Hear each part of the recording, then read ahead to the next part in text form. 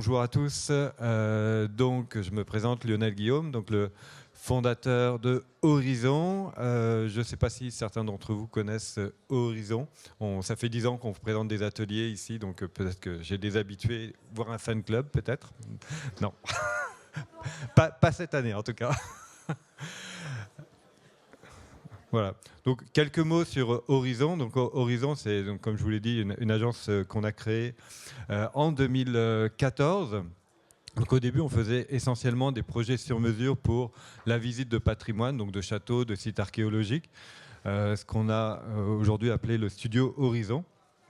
Et depuis, nos prestations se sont étendues. Horizon Game, puisqu'on fait énormément de projets très ludiques pour découvrir les sites patrimoniaux. Donc, ça va de l'escape game sur le site archéologique d'Alésia à des visites très ludiques pour les enfants, pour les familles dans des châteaux. Et enfin, c'est la nouveauté de cette année, la plateforme Horizon Plus qui vous permet, en gros, ce que nous on fait sur mesure, on vous donne le pouvoir de le faire. Et donc vous pouvez créer des parcours de visite avec de la réalité augmentée, avec énormément de contenu, tout ce que vous voulez pour vos visiteurs, mais également avec de nombreuses fonctionnalités pour l'animation de groupe. Donc pour les visites scolaires notamment, c'est une plateforme qui est extrêmement appréciée. Voilà en quelques mots rapides le studio Horizon. Et donc on est présent en Normandie et on a un studio à Montréal. C'est la raison pour laquelle on vous présente un projet créé au Québec. Donc c'est là que je vais donner la parole à Juliane, donc, qui nous fait le plaisir d'être présente. Donc Juliane, qui est la directrice du moulin d'Ulverton, du moulin Alain d'Ulverton. Donc je te laisse la parole, Julie. Anne. Donc, bonjour, merci de m'accueillir aujourd'hui. Tout d'abord, je suis très heureuse de présenter les travaux réalisés au Moulin à laine d'Alberton, partager avec vous notre démarche vers le numérique. Ça, je ferai le mieux pour ne limiter mes expressions québécoises afin de rendre la présentation le plus accessible pour tous. Si jamais c'est pas le cas, là, faites-moi savoir. Puis je ferai la traduction si Avant de besoin. lancer le projet numérique du Moulin à laine d'Alverton, on faisait face à plusieurs grands défis. Donc, bien sûr, le site patrimonial que vous voyez derrière moi est super beau. À l'intérieur, on a encore des belles machines fonctionnelles et un cadre naturel inspirant. Mais ça se faisait plus à transmettre notre histoire en tant que telle de la façon qu'on le souhaitait. Donc, les visites guidées restent encore un contenu impressionnant à vivre. Toutefois, elles ont leurs limitations. D'abord, elles demandent beaucoup de personnel, alors que un manque de main-d'œuvre est un défi constant pour nous qui est situé en zone plus rurale. Et même lorsque l'équipe est complète, certains publics ne peuvent pas profiter pleinement de l'expérience. Cela tient en partie à la réglementation des bâtiments patrimoniaux au Québec. Il est interdit de modifier une structure intérieure ou extérieure, donc on ne peut ni installer ascenseur, ni des protections permanentes pour les machines, ce qui cause que les personnes à mobilité réduite ne peuvent pas accéder aux étages supérieurs. Euh, et nos enfants de moins de 12 ans ne peuvent pas participer aux visites guidées en tant que telles. Pour leur sécurité, il aurait fallu installer des gardes ou des choses de façon plus permanente qu'on n'a pas pu faire. Autrement dit, accueillir tout le monde était un petit peu plus compliqué. S'assurer que tout le monde puisse vivre une expérience complète. C'est dans ce contexte qu'est né le projet de réalité augmentée. Donc, avec la réalité augmentée, on peut maintenir des visites guidées, autonomes, immersives et sécuritaires. Les enfants peuvent voir les machines fonctionner sans danger via le numérique. Et les visiteurs à mobilité réduite peuvent accéder à des étages supérieurs virtuellement. Et finalement, quand on a une visite ou que le guide n'est pas disponible ou encore que la machine d'époque elle est arrêtée pour maintenance, la tablette prend le relais sans compromis sur la qualité. Finalement, on avait un dernier point quand on a décidé de faire ce projet-là, c'était la modélisation 3D du bâtiment. En cas d'incendie ou de catastrophe, cette modélisation nous permettait de garder une trace fidèle du moulin. Donc, ce qu'on peut voir sur les tablettes lorsqu'on vit l'expérience, c'est vraiment une représentation assez fidèle du moulin. Ce qui rentrait naturellement dans bilan de santé muséale, plus précisément dans la section du gestion de risque. Donc, c'était une avancée importante pour une petite institution comme la nôtre. Donc, on passait de la logique de préservation du jour à jour à la vision à long terme, ce qui explique un petit peu notre processus en tant que tel pour faire vivre notre patrimoine. Allô? Oui.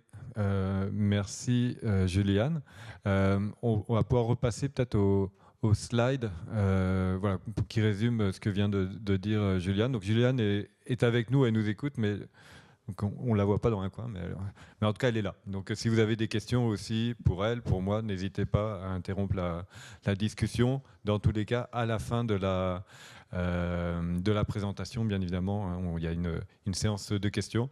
Donc pour résumer en quelques mots de ce que vient de dire Juliane, effectivement, un moulin historique au cœur d'une région, je ne sais pas si tout le monde connaît le Québec ou a une idée du Québec, mais voilà, le moulin, c'est au cœur de nulle part, pour résumer.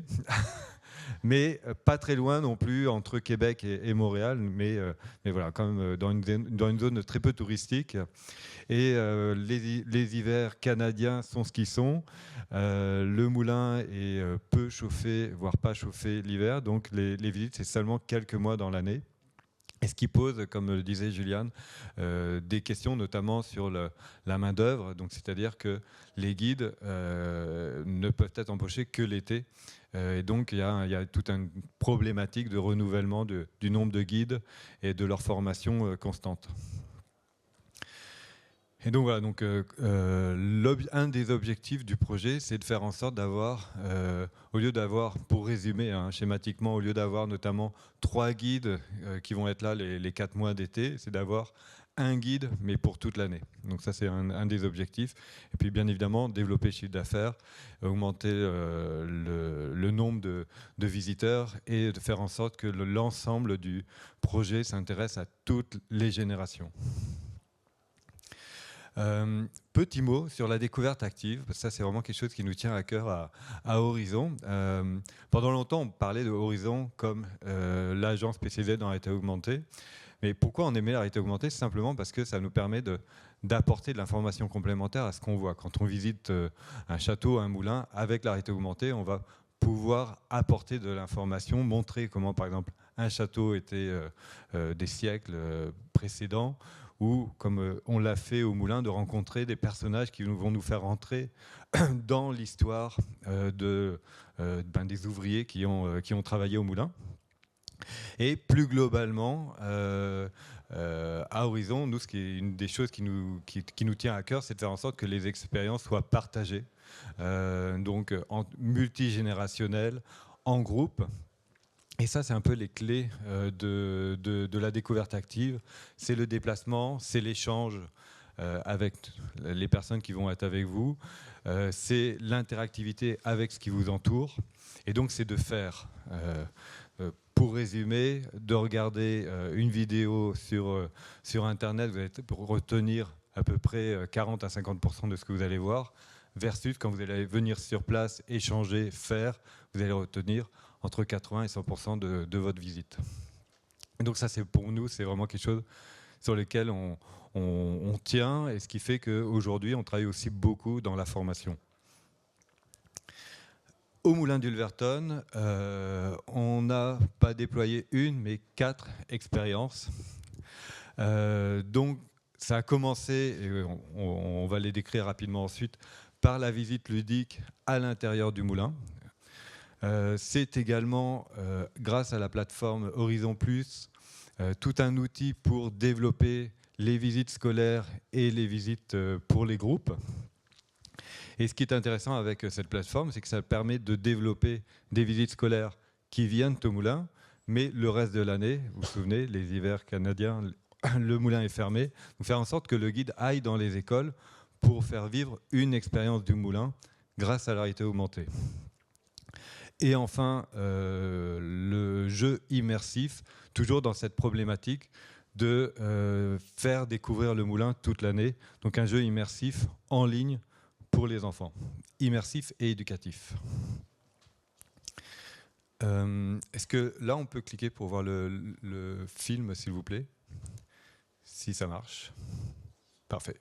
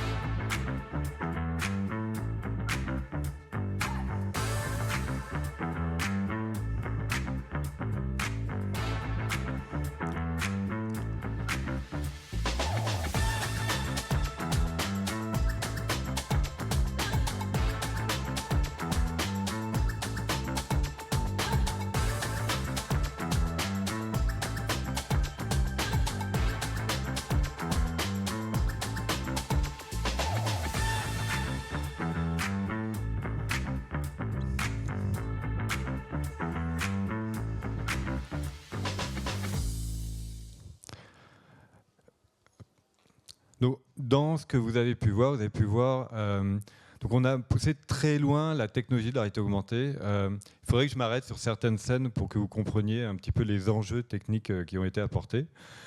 Est-ce que vous faites tous la différence entre la réalité augmentée, la réalité virtuelle? Pas de... Non? En gros, ouais.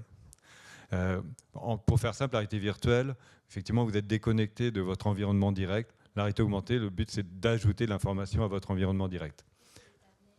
Tablette, ça peut se faire aussi avec des casques de réalité augmentée. Et pour ce projet-là, on a poussé la technologie très loin, parce que je ne sais pas si vous avez pu remarquer à certains endroits, les personnages, vous les voyez à 30 mètres, ils sont déjà là, vous n'avez pas besoin de scanner l'environnement, ils sont là. On gère ce qu'on appelle aussi l'occlusion. L'occlusion, c'est simplement, voilà, je passe derrière un poteau, vous ne me voyez plus derrière le poteau.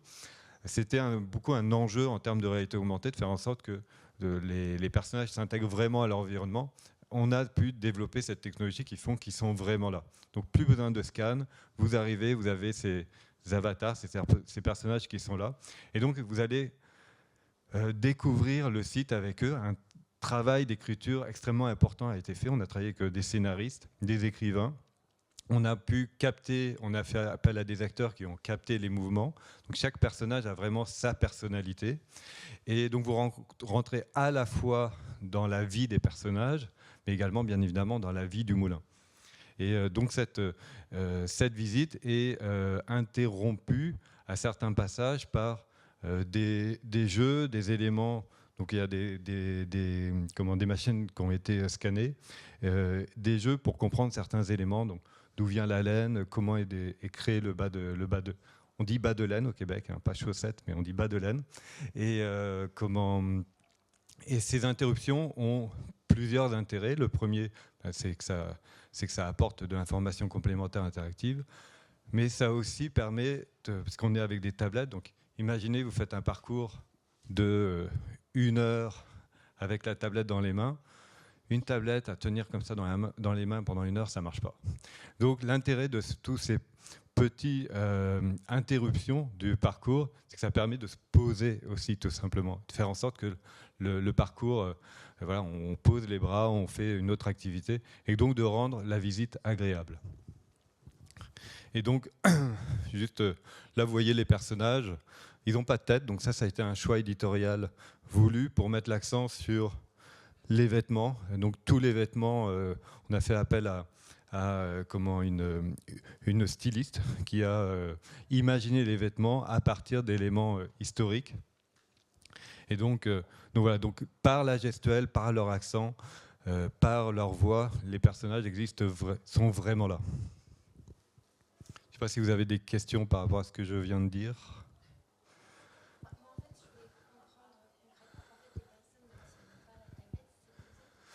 Les personnes tiennent la tablette. Quand ils arrivent au moulin, on leur donne une tablette. Donc généralement, c'est une tablette pour 2 ou 3 personnes. Et effectivement, ça peut paraître lourd, d'où l'intérêt d'avoir justement ces moments où on se pose pour faire d'autres expériences. D'autres questions? Ça, c'est le projet pour certains d'entre vous et certaines d'entre vous. L'image ne rend pas qualité au travail, mais de faire en sorte de comprendre le site, donc le moulin d'Ulverton. Ça a été ajouté en cours de projet. Ça permet de comprendre chacune des fonctions qui est dans chaque étage du moulin. Et ça a été fait notamment pour les visites de groupe et les visites scolaires, donc quand ils viennent au moulin, mais aussi quand le guide va dans les écoles. Et ce qui est intéressant, grâce aux fonctions de partage avec la plateforme, là on ne l'a pas fait, mais on aurait très bien pu avoir tout le groupe avec une tablette pour 2 ou 3 personnes, et le guide active, parle bien évidemment de la maquette, de ce qu'on voit, mais active différents éléments, et ça a un impact sur toutes les tablettes. C'est vraiment une des fonctions intéressantes de cette plateforme. Ah oui, alors là on pourrait aller cliquer sur le lien de l'expérience en ligne, mais bon, ça va demander des manipulations, donc je pourrais peut-être montrer si ça intéresse certaines personnes, mais pour l'expérience en ligne, donc c'est une sorte de visite d'un moulin inspiré du moulin d'Ulverton. Donc il y a eu tout un travail graphique qui a été fait pour s'éloigner au maximum du côté froid de la 3D. Tout est fait en 3D, mais on a vraiment fait un travail très très fort. Et donc vous allez pouvoir circuler dans le moulin, obtenir des informations bien évidemment didactiques sur certains éléments, et toujours des jeux qui vont interrompre pour pouvoir apprendre votre visite.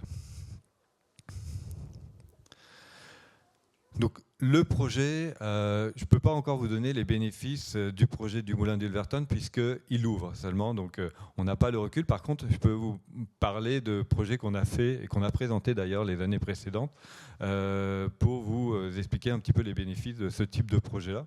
Donc là, c'est le projet qui est présenté ici, c'est le projet à Alésia, donc le site archéologique d'Alésia.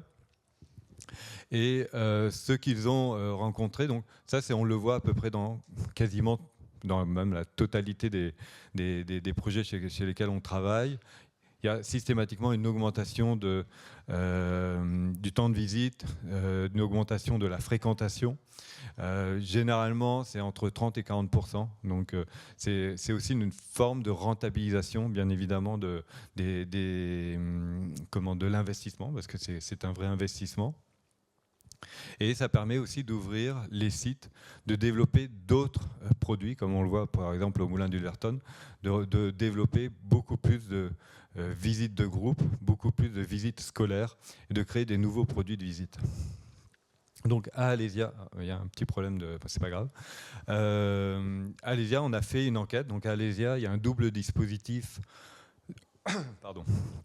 Il y a un double dispositif où vous allez sur le site archéologique, vous voyez le site tel qu'il était sous l'Empire gallo-romain, avec une spécificité où lorsque vous y allez l'hiver, vous allez voir le site d'Alésia en hiver, donc sous la neige, dans les représentations en réalité augmentée, versus en été, ça va être l'été, en automne, il y a un événement spécifique pour l'automne. Donc des vues qui vont évoluer toute l'année. Et également à côté de ça, un escape game qui a été créé pour les adolescents et les jeunes adultes, et donc qui a permis à Alésia d'atteindre des nouveaux publics. Donc les adolescents, on sait, c'est les plus compliqués à convaincre, et surtout d'augmenter les recettes, puisque la billetterie de l'escape game est supérieure à la billetterie du reste des visites. Et voilà. Donc il y a une étude qui a été faite auprès des publics. 60% souhaitent revenir, 65% déclarent avoir appris avec le jeu. Ça, c'est vraiment un score qui est vraiment intéressant. Et 86%, heureusement, déclarent que le numérique a eu un apport positif à leur visite. Et bien évidemment, le meilleur témoignage, c'est les témoignages qu'on va trouver sur Google et les autres plateformes. Moron-les-Bains, c'est un projet qu'on a présenté l'année dernière ici même. Donc maintenant, on a un an de recul. Et donc, ils ont une augmentation de 40% de leur nombre de visiteurs suite à la création des visites au château de Moron-les-Bains. Et ils ont reçu aussi le prix coup de cœur du public au sommet du tourisme l'année dernière. Et enfin, ça c'est un projet qu'on a fait en Bretagne, comme je vous l'ai expliqué. On travaille de plus en plus avec des centres de formation. Donc la plateforme Horizon Plus a été faite aussi avec des centres de formation, dont les centres de formation pour agriculteurs en Bretagne. Pardon. Donc pour ce projet-là, on a fait plus de 100 modules d'activité pour de la formation. Et ils sont vraiment ravis parce que on parle de formation pour agriculteurs, mais ça leur permet à la fois de s'adresser aux agriculteurs déjà en activité, aux futurs agriculteurs, aux adolescents, aux enfants, et la plateforme. Et ils utilisent la plateforme pour créer et adapter l'ensemble de leur parcours de formation qui peuvent se faire à travers les champs. Et on a reçu un autre prix aussi pour ce projet-là. Donc voilà, c'est à Ulverton. Comme vous avez pu le voir, la visite pour les familles que vous avez pu voir et la visite qui a été développée avec la plateforme Horizon Plus. Voilà, je vais passer directement aux questions. Je ne sais pas si Juliane, tu as des choses à ajouter. Non, ça fait bien le tour. C'est parfait. Donc, est-ce que vous avez des questions, s'il vous plaît ?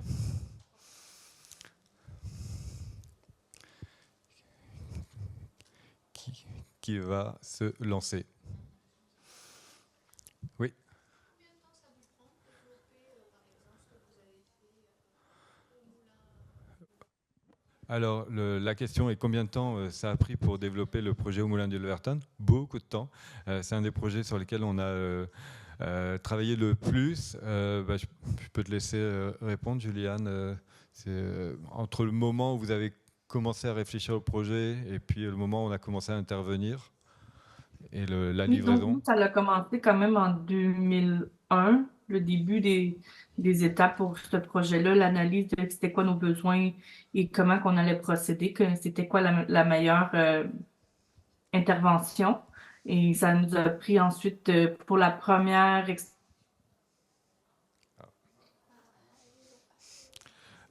Elle voulait dire 2021. Ah, 2021 Enfin, 2001. Ah, ça a coupé.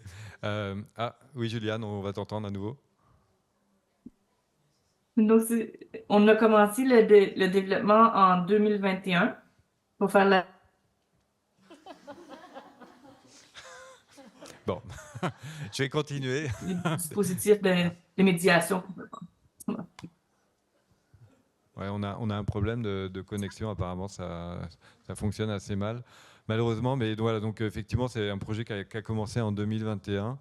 Le développement, on va dire, informatique, l'écriture du scénario, le développement du concept des personnages, la création des habits, capter les mouvements des acteurs, etc. Tout ça, ça a pris 2 ans, à peu près. Et un gros travail, une fois la livraison, pour les ajustements de l'expérience, parce qu'on est sur quelque chose d'assez complexe, aussi bien technologique que de mettre à niveau aussi.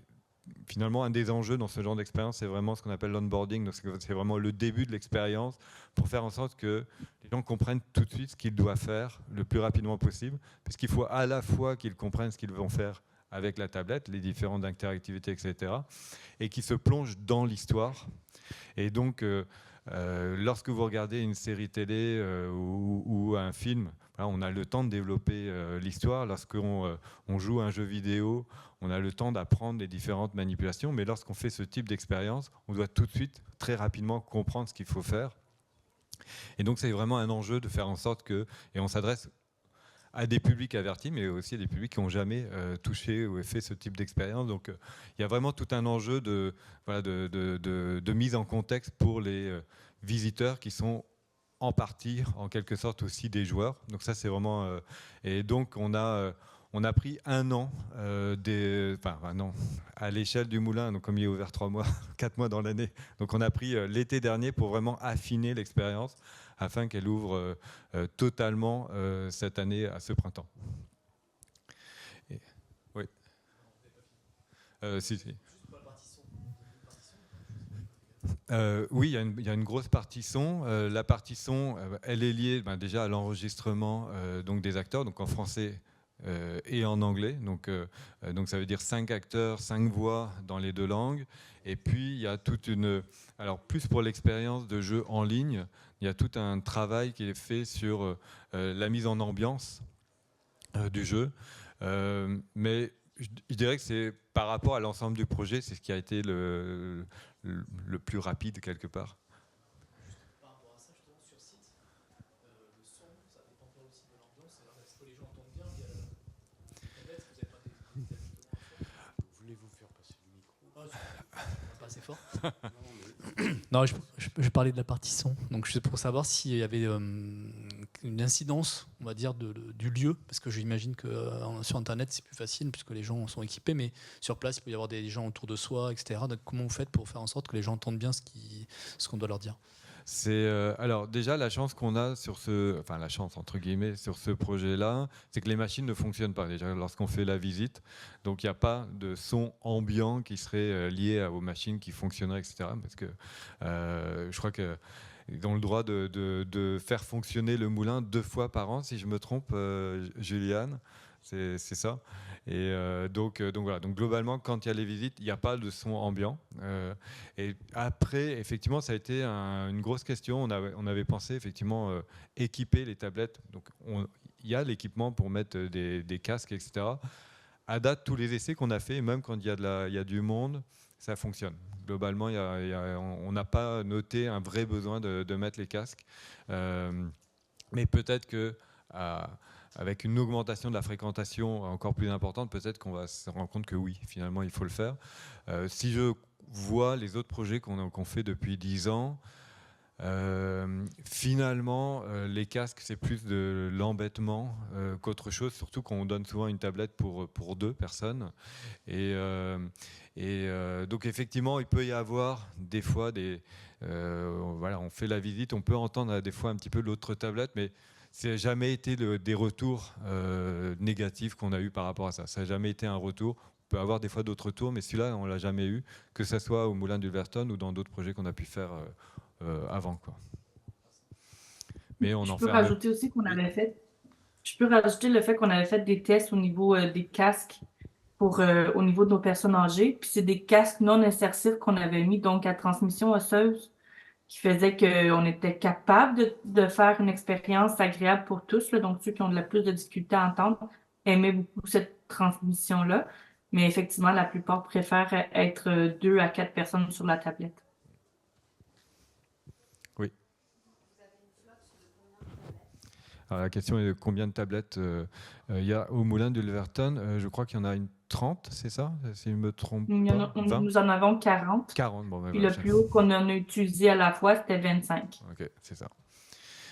Dans les... à Alésia, par exemple, on a équipé le site à l'origine de 30 tablettes de mémoire. Et aujourd'hui, c'est pas assez. Et aujourd'hui, ils se posent des questions justement de savoir comment ils vont faire. Que clairement, c'est pas assez. Donc, il y a un vrai enjeu par rapport à ça.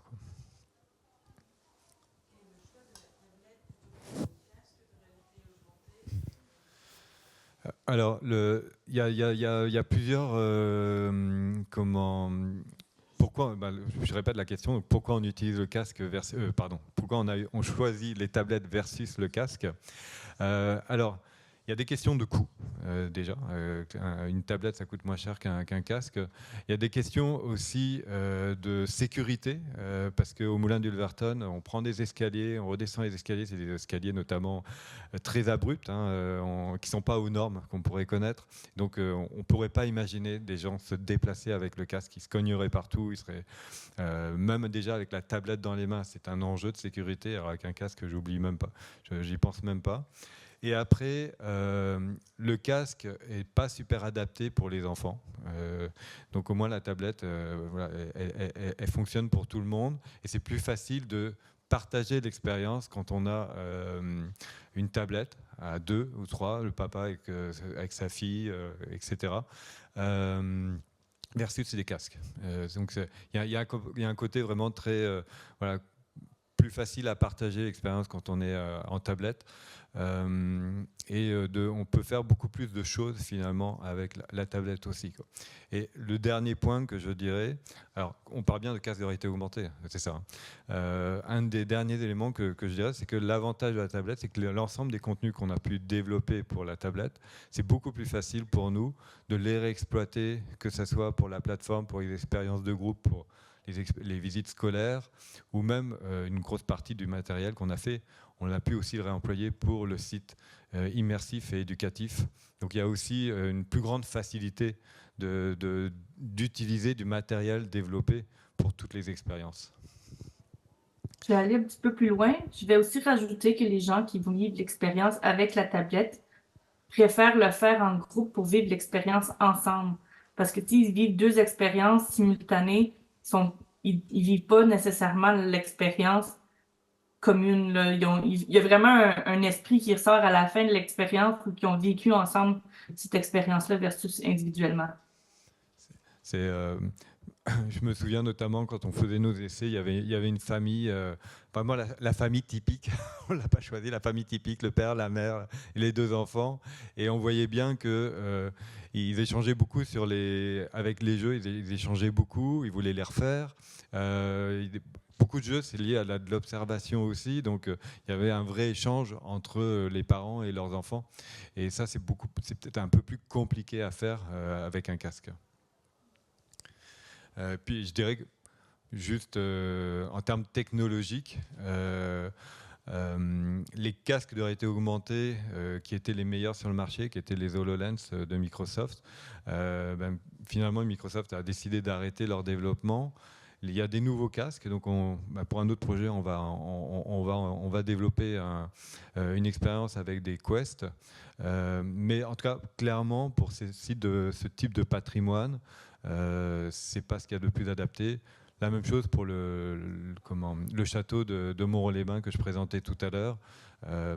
Les casques, oui, se promener dans des sites patrimoniaux avec autant d'occasions de tomber, de s'accrocher quelque part, je préfère que les gens aient une tablette versus un casque.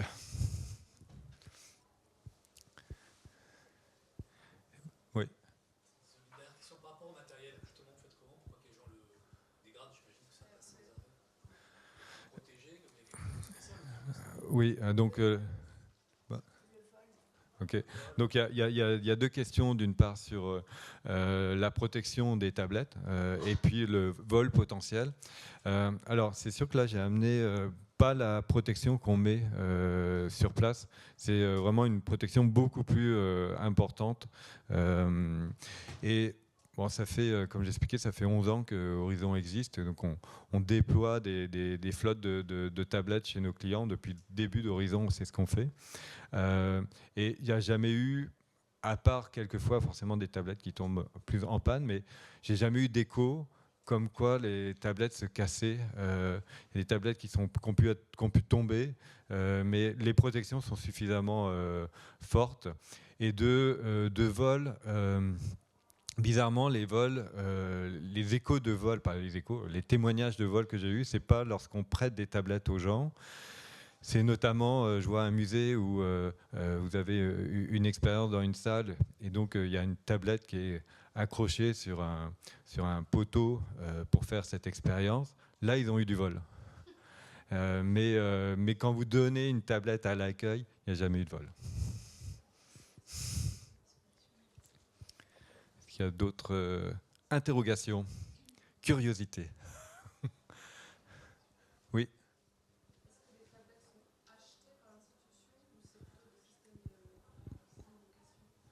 Alors, pour répéter la question, donc, est-ce que les tablettes sont achetées par donc ici le moulin ou pour l'institution de manière générale, ou c'est de la location?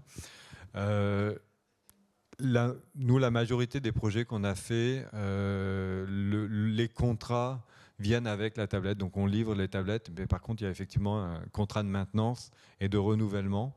Et c'est ce qu'on voit majoritairement en France, que ce type de marché-là. Il n'y a que pour les très grosses institutions où effectivement ça va être plus de la location, mais pour les institutions un peu plus de taille moyenne, on va dire, c'est plutôt de l'achat. C'est ce qu'on voit nous de manière générale. Je pense que c'est lié aussi au type de financement de ce type de projet, où c'est des financements plutôt d'investissement. Donc les institutions obtiennent, c'est un peu le cas aussi d'ailleurs pour le moulin d'Ulverton, une subvention donc, pour créer l'expérience et acheter le matériel, versus de la location qui est effectivement plus adéquate pour les très grosses institutions. Je ne sais pas si Juliane, tu as quelque chose à ajouter par rapport à ça? Non, en fait, nous, la location, elle ne rentrait pas dans notre subvention versus l'achat qui faisait partie du financement en globalité. Et en France et au Québec, là-dessus, c'est le même combat. Les subventions, c'est toujours pour l'investissement, mais très rarement pour, pour le quotidien des institutions, on le sait trop bien. Comment se fait l'ancrage de vos avatars? Vous avez dit qu'il n'y a pas besoin de reconnaître le sol. Alors, effectivement, dans la vidéo, vous avez pu voir que effectivement, les avatars sont là. Vous arrivez, ils sont là, vous n'avez besoin de rien scanner. Ça, c'est tout le travail qu'on fait en amont. Sans tout raconter, mais c'est lié à la fois à un scan 3D et à la reconnaissance d'images. Et puis à un certain type de modèle de tablette qu'on utilise. Ces projets-là ne peuvent pas se faire avec tous les types de tablettes du marché. C'est vraiment un certain type de tablette qu'on utilise, donc vraiment plutôt des très hauts de gamme. Mais le résultat en vaut vraiment la chandelle. Vraiment la qualité de réalité augmentée est à couper le souffle, vraiment.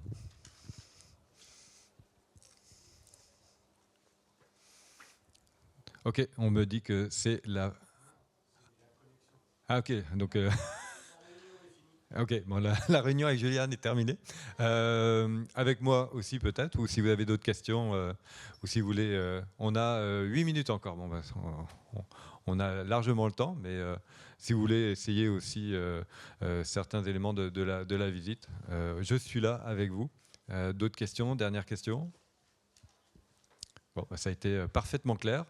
Je vous remercie, merci beaucoup. Et je vous souhaite une bonne fin d'après-midi.